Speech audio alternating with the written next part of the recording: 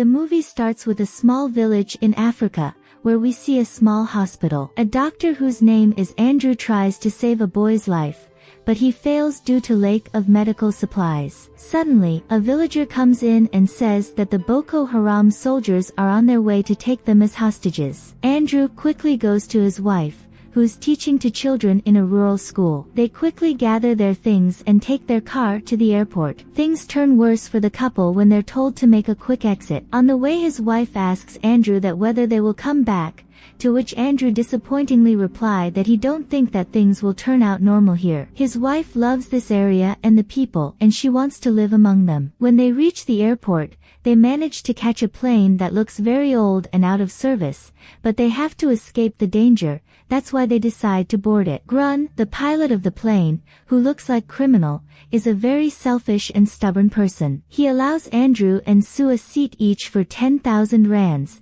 as he wants to take the advantage of their bad time. Unwillingly, Andrew agrees, but as he brings his bags, Grun tells him that the ticket is without luggage. Desperate for a way out, Andrew agrees and throws his bags away. There's also a group of white teenagers, Tyler, Max, and Chrissy, along with their guide Tabo, who boards the plane too. As it flies, the plane looks fine at the start, but after a few minutes, it starts jolting and doesn't stay in air for very long. Suddenly, it starts descending and crashes into the Kalahari Desert, which is full of wild animals, especially lions. Chrissy doesn't survive the crash, as we see a tomb of her where Tyler sits sadly. Chrissy was Tyler's girlfriend. Now 6 of the characters are stuck in a desert that is famously known as Lion Country. After the crash, when Andrew gets his conscience back, he finds his wife's legs badly stuck under a seat. He tries to pull her out with the help of Tabo, but as they pull, her leg gets severely wounded. Andrew finds some bandages and ties her leg with a cloth,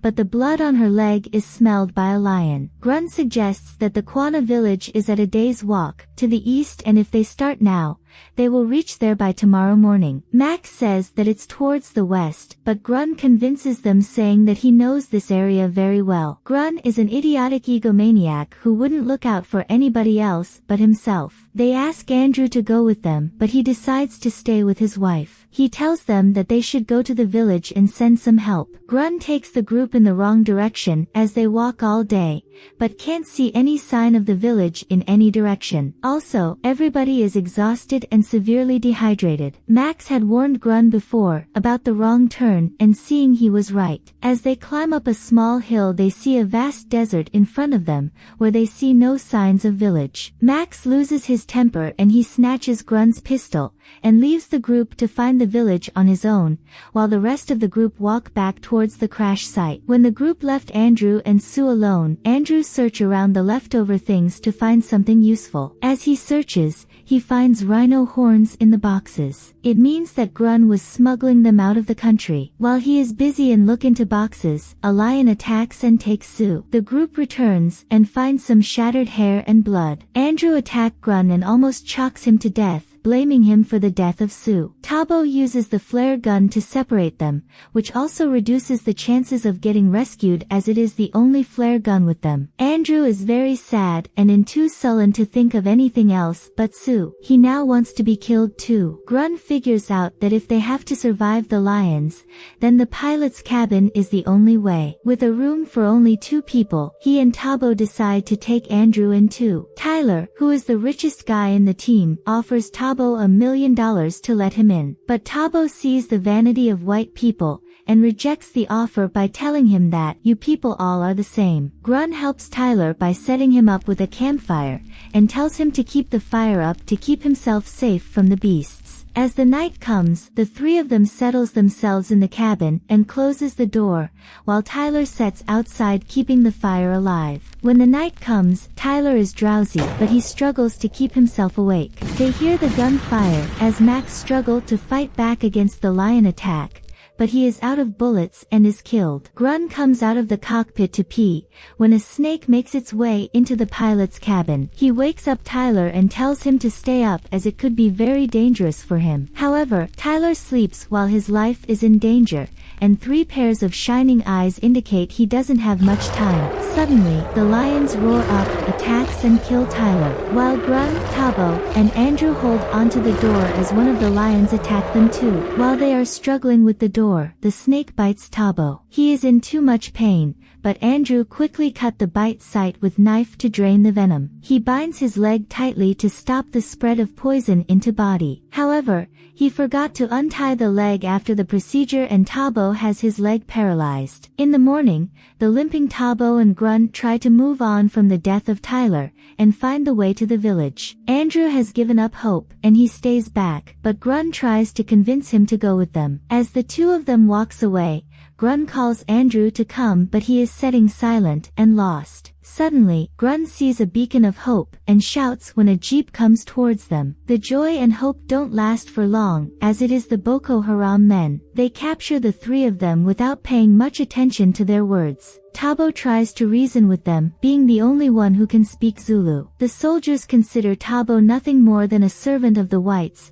and shoot him in a cold blood. They find the rhino horns, which Grun used to smuggle. They hold Grun and Andrew as hostages while waiting for their people to arrive with a truck. After hours of waiting, no one comes. While the armed men are waiting, they fell asleep. While the hostages are a few meters away, untied, Grun decides to try his luck and start to go slow towards them. He tries to take their guns but they wake up, and one of them starts shooting. But with the timely assistance of Andrew as he holds the man's hands tightly, they manage to kill both soldiers. Grun and Andrew try to make their way out of the desert. As Grun begs to Andrew that he needs him, that's why he goes with him. But it's not too easy for Andrew to walk with ease, as he also gets shot in the leg and bleeding. Grun's change of heart is apparent when he took responsibility for the smuggling instead of letting Andrew die. Grun carries a weak Andrew to a safe place surrounded by rocks. Grun helps Andrew climb on a rock and lay him on the ground so he gets some rest. 2 lions, smelling the spots of Andrew's blood, comes to the rock. But as they are on height, so the lions can't see them, a scorpion walks all over a sleeping Andrew. But luckily it didn't struck Andrew, and Grun push it away quickly. A loose rock falls down. The blowing wind gives the lions a whiff of the prey. Grun's abrupt personality change is established by this point,